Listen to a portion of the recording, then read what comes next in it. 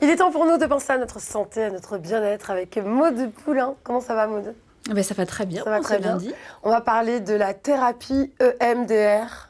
C'est ça, C'est fait exprès, EMDR ou aussi EMDR, qui est un outil utilisé en psychothérapie. Alors, traduisez en français, parce que c'est un acronyme, bien sûr, qui nous vient des États-Unis. Alors, je vais quand même le dire, Eye Movement Desensitization and Reprocessing. Voilà, pour mon accent. J'adore l'accent franglais, j'adore. Donc, comprenez mouvement des yeux, désensibilisation et retraitement, entre guillemets, de l'information. Alors, en fait, c'est une approche thérapeutique qui, aujourd'hui, a fait ses preuves, qui a été très étudiée par les chercheurs, les scientifiques, grâce aux nouvelles technologies de l'imagerie notamment, et qui est reconnue par l'Organisation mondiale de la santé et en France par la Haute Autorité de Santé, donc la HAS, ce qui est donc un gage d'efficacité. Quelles pathologies vont être concernées par cette thérapie ?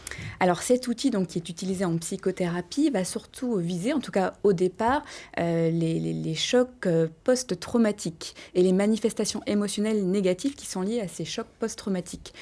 Donc, au départ, c'était utilisé beaucoup pour les personnes ayant vécu des accidents, ayant vécu des attentats, des viols, des agressions, qui laissent des traces, des images très négatives. Et les personnes avaient des manifestations physiques, d'angoisse, de stress, parfois de TOC, de phobie, d'insomnie, qui étaient liés à ces événements qui étaient bien identifiés. Mais aujourd'hui, le MDR est ouvert aussi à d'autres pathologies.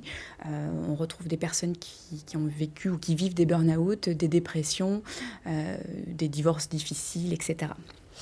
Comment se déroule une séance de MDR ?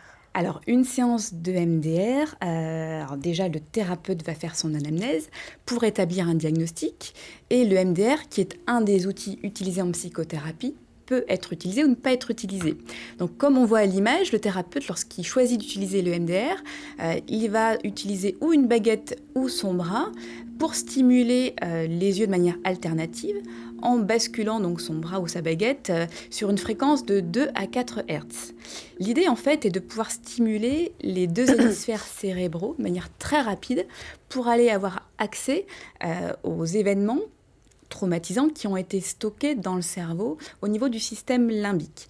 Alors, on peut utiliser la vue, mais chez les enfants, parce que c'est un outil qui est utilisé aussi pour les enfants, on peut utiliser le tapotement alternatif à la même fréquence, qui s'est appelé le papillon. On peut utiliser aussi d'autres canaux sensoriels comme l'audition. Donc le patient met un casque et on stimule par des sons l'oreille droite, l'oreille gauche, l'oreille droite, l'oreille gauche de manière alternative, ou des tapotements également sur les genoux. Et qu'est-ce qui se passe au niveau du cerveau ? Comment ça fonctionne ? Quel est l'impact ?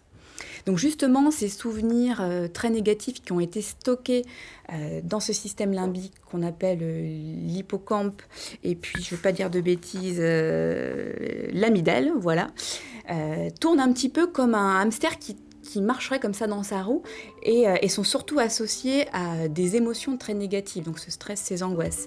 Et par ces mouvements oculaires ou par ces tapotements répétitifs, eh bien en fait le cerveau va se mettre à faire déplacer finalement ces informations et à les rebasculer dans le cortex cérébral, ce qui fait qu'avec le temps et avec la progression de la séance, eh bien la personne va réussir à prendre de la distance par rapport à ces événements traumatisants, sans revivre les émotions, sans les oublier. C'est que l'information est traitée de manière différente par le cerveau.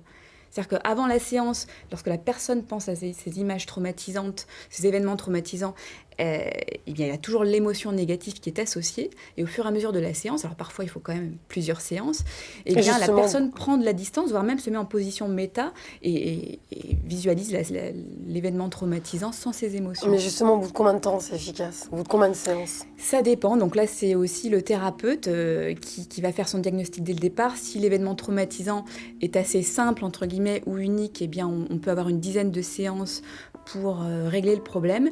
Mais parfois, on se rend compte... Quand même, oui. Alors, on est dans une thérapie brève, mais malgré tout... alors, parfois, pas brève du tout, votre thérapie, la Maude. Ça peut quand même être moins. Mais ce que je veux dire par là, c'est qu'on ne part pas sur des années et des années de psychothérapie. D'accord. Mais parfois, il y a des personnes notamment qui ont eu des enfances très difficiles, qui ont été violentées, qui ont vécu des choses très douloureuses. Et là, il faudra bien plus que 10 séances pour aller traiter toute cette information négative. Qui peut pratiquer cette thérapie ? Alors, l'EMDR, c'est quand même un acronyme donc c'est une appellation qui est protégée. Seuls les médecins, donc les psychiatres ou les psychologues cliniciens peuvent pratiquer ou en tout cas utiliser cet acronyme EMDR. Pour autant, ça commence aussi à s'ouvrir à d'autres thérapeutes, mais c'est quand même très réglementé. Et si vous voulez être sûr que votre praticien est bien certifié, il existe un site internet qui est finalement un annuaire de praticiens. Donc je vous laisse noter, c'est www.emdr-france.org. Et là, vous pourrez avoir accès à toute une liste de praticiens qui utilisent cette méthode et peut-être pas que ça, parce que Vous, en tant que professionnel, je rappelle que Maud Poulain est ergonome, kinésithérapeute, pardon. Vous en pensez quoi de cette thérapie ? On peut avoir toute confiance déjà quand on sait que l'OMS et l'HAS ont validé suite à des études scientifiques cet outil. Ça a été très utilisé notamment aux États-Unis. Donc les militaires qui revenaient de la guerre en Irak, par exemple, ont expérimenté cet outil, mais aussi en France, suite aux attentats, ça a été très utilisé. Ça a été efficace sur 80% des personnes quand même qui ont été traitées et qui ont été suivies via ces systèmes d'imagerie médicale. Donc on peut objectiver réellement les résultats.